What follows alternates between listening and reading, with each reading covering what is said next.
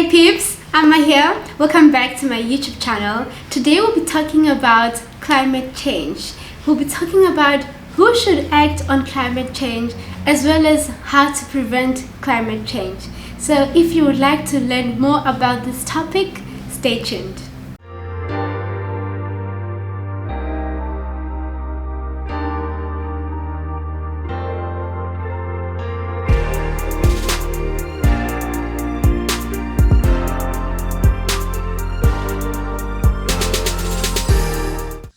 For today's conversation, I have the honor to have Kent Buchanan, who is a climate change specialist. Thank you very much, Kent, for making the time for this conversation.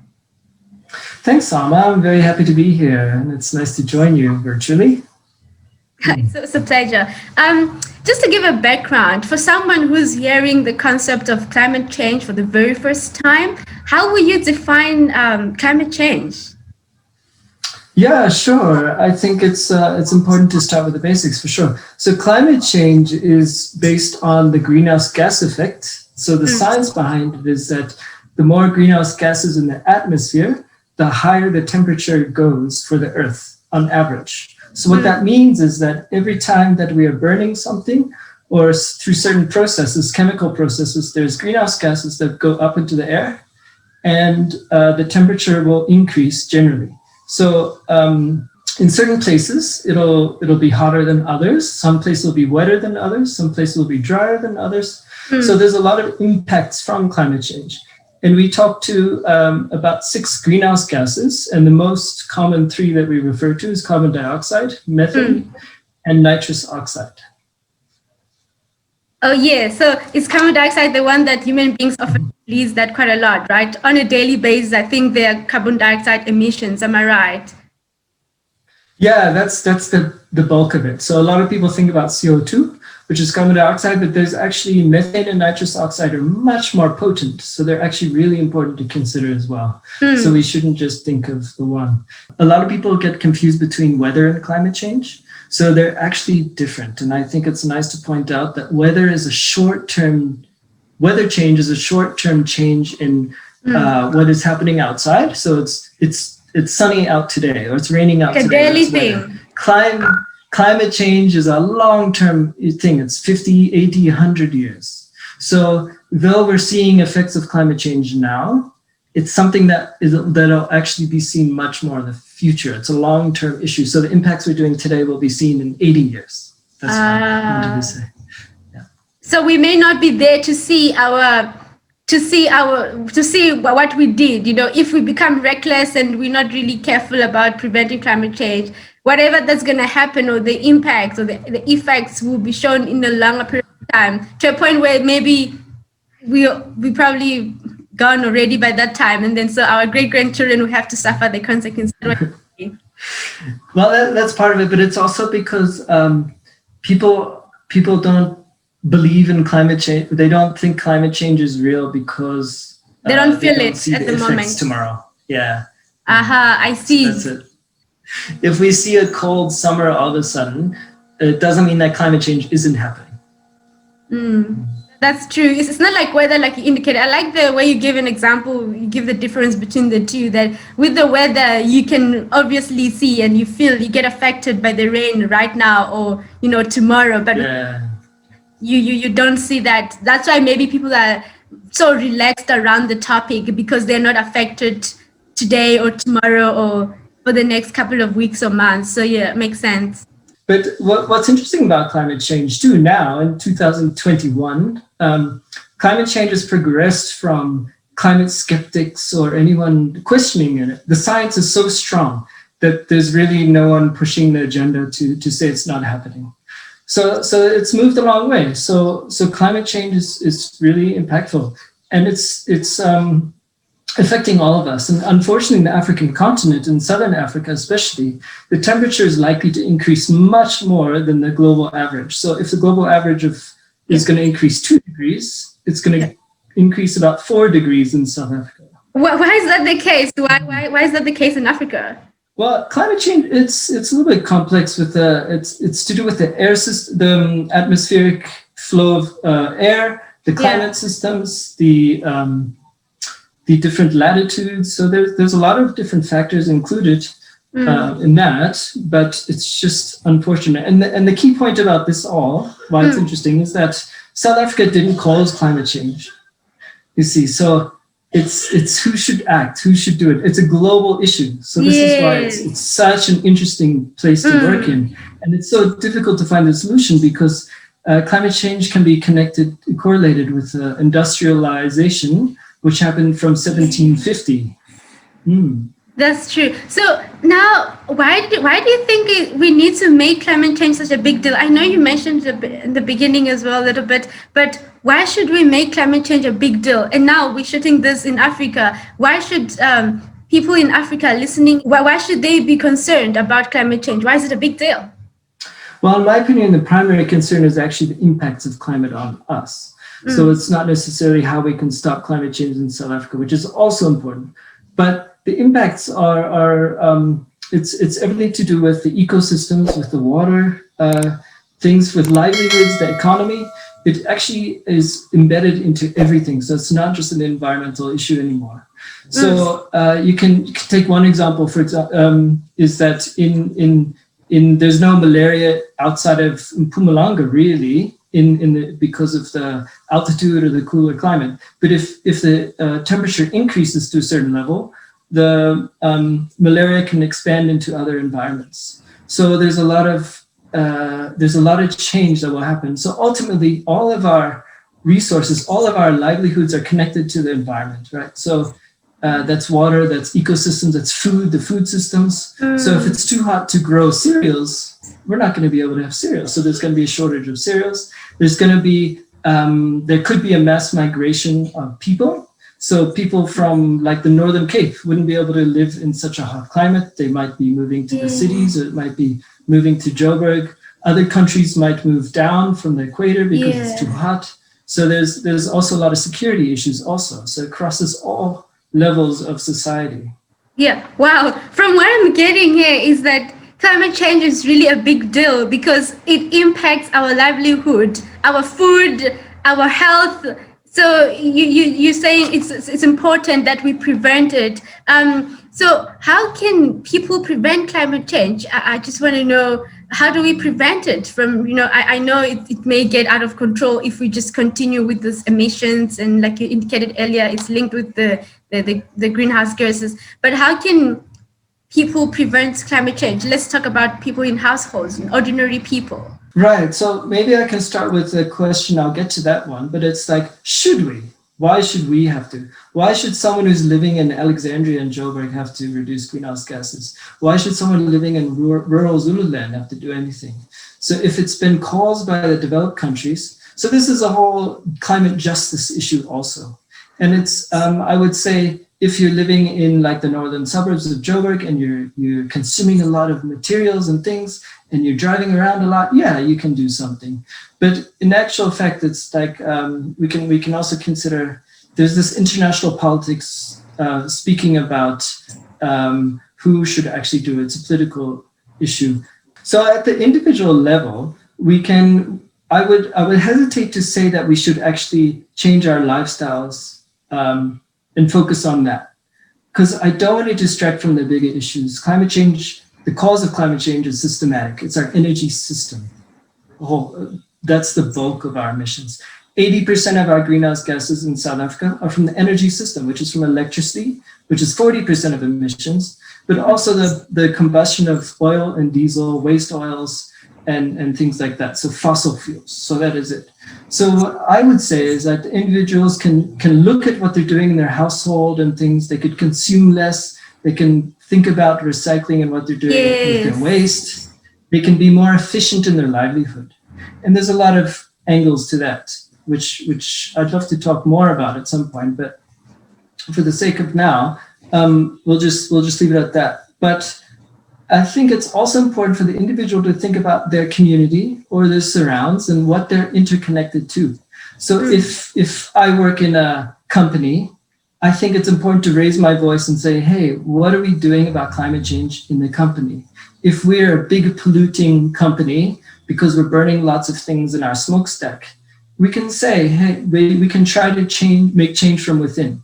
So I think that's one angle. We can talk to our political leadership, and I think it's important to get connected into that. They work for us, don't forget. So it's talking to our representatives, our ward councillors, our parliamentarians, our ministers, and to try and get more voice into that. And I think it's speaking more, chatting more to people, and it's connecting into our greater society, because this is a societal issue. I don't think we can stop climate change if everyone just stops driving around. That's not true. true. Maybe if you can give practical examples on how, a person in the house can reduce or prevent climate change, just practical examples that people can follow. I think it's also fun exercises for kids, because I think the kids now actually be more stressed in their lifetime than we would ever be about climate change. So I think parents could do a favor to do these activities with kids as well. So it could be setting up a compost system. There's different methods to take your organics and put them into composting and reuse those very useful elements into the soils and grow vegetables at home. It's also nice to think about buying vegetables from the local markets and from local suppliers. So there's less transport involved with that. So that's another way to think about buying local. Then transport, our transport systems unfortunately are not wonderful, but in an ideal world, we should be using more public transport. The affluent society in South Africa, it's one person, one car, right? Yeah. So I think it's important to think about how our modes of transport, and when electric vehicles come out, which are coming very soon, is look into it and don't jump onto all the skepticism and things. Do yourself a favor and look into the real information and see if they're going to be useful or not in your lifestyle. And electric vehicles, even if they run on coal, are more efficient. So it's still better than a car running on diesel or petrol. So transport and waste are two key areas. And I think general efficiency, not over-consuming, because every time they make a piece of plastic, clothing, every time they make something in factories, they're burning emissions. So it's a trade-off also. You also have to have balanced economic, socioeconomic values. You want to make sure people aren't losing jobs, but you still have to think about, do we really need to buy that thing? True. Yeah. And as you were talking about transport, the transport part, it really fascinates me. So maybe people can also consider carpooling as well. I find people that they stay in their neighbors, and they get along and they go into the same place, but then they decide to each go out with their own cars. So maybe we could do carpooling as well, if that can be. People can do that, and also people can consider walking as well. You find a person driving from just down the street, walking as well, get some exercise. So people can also just think twice before having to start that car and allowing it to release its gases. One can just really prevent that by just walking or carpooling. Or there are ways that people can find, can reduce the emissions. But another thing that individuals can do is you can also get involved with the community around you that surrounds the politicians, but it's also important to think about your investments. Where are you investing in? Because where your money is can give messages out as to what you believe in. So sustainable investing is another way people can participate in the fight against climate change, that you can actively participate in meetings, investor meetings. When you buy shares in a company, you can participate in investor meetings, or you can actually just choose to invest in companies that satisfy your ethical and sustainable beliefs. Wait, hold on. This is interesting. I'm hearing about this. So wait, where do I start? How do I do that? So by thinking about how your pension funds or your retirement funds are managed, or your savings accounts, and if you put them in ETFs, or if you put them in unit trusts, or you buy shares in different companies. So when we're working professionally, we have extra money and we invest. It's another way you can participate in the fight against climate change, is you can put that money in places that are sustainable and making impact. And this is called impact investing, so that you're not putting into maybe a company that is a high polluter or something like that. So this is another way that is looking at. There's a global trend of divestment from fossil fuels. So that means people's pension funds and things are taking out their money from funds or companies that are working in fossil fuel industry. I see. You need to does that help? So how do you know that where I'm investing, they're contributing to preventing climate change? Or are they well known by members of public? Yeah, you'll have to sometimes go based on your instinct, but if you do have time, it'd be to go into research, because climate change is a core risk that companies are reporting on. So in their integrated reports and in their sustainability reports, and even sometimes companies are publishing a climate report, then you can find out what the company is doing about climate change and how much they participate in climate change. I like that. I like that. So always go for those companies. Always, when you're thinking of investing your money, or it can be a pension, whatever it is, always go for those companies that are, they're willing to prevent climate change, and they're doing something about climate change, and that they understand that climate change is real. So I like that. That is actually awesome. I'm gonna consider that. Okay, because I was not aware of this. This is enlightening, Kent. I must say, thank you so much for sharing this. I love it. Yeah, it's really useful. It's a global trend, and they're finding that the younger generation, this is a core thing that's in interest to them, right? So and it's making big impact. There's actually an organization, Just Share, based in Cape Town, that is really fun to get the newsletter and watch, because they're the ones that are actively going to board meetings, and they're saying, hey, company X, what are you doing about climate change? Yeah. Are you doing something? So it's useful to get information from people. But what are they called? Just Share. Just Share. That's their organization name. Yeah. Nice. Justice as in just, like social environmental justice. Yeah. And share as in like financial shares. I understand. Just to my next person, I understand that you've done quite a lot in terms of preventing climate change. Can you perhaps share with us some of the things that you've done in this regard? Sure, yeah. I spent about 6.5 years working in government, national government. And there I was helping with the policy development and information and analysis to help guide policy into climate change. And South Africa has a really good framework for legislation for climate change. So I think it's something we all can be proud of. Nice. But I focused a lot on looking at how the opportunities to reduce greenhouse gases at the national level.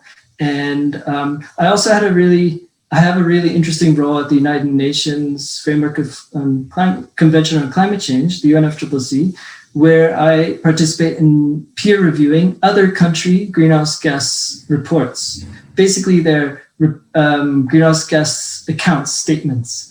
And that's the only way we can police, as a world, we can police what countries are saying, how much they're emitting, and what they're doing about climate change. So I also act as a reviewer. And now I've gone into the private sector and working on consulting. And I'm now helping companies understand climate change and how to manage the risks around climate change, because it's going to affect all value chains. It's going to be such an economic concern. Thank you so much, Kent. I wish we could talk more. You've got so much to share, and it's just amazing how you're so passionate about contributing to preventing climate change. And I really appreciate your time for joining me for this conversation. And yeah, it's just been awesome talking to you. Yeah, thanks so much, Amma. I think we did touch on the tip of the iceberg. There's a lot more to it, but I hope it was interesting to you and your viewers.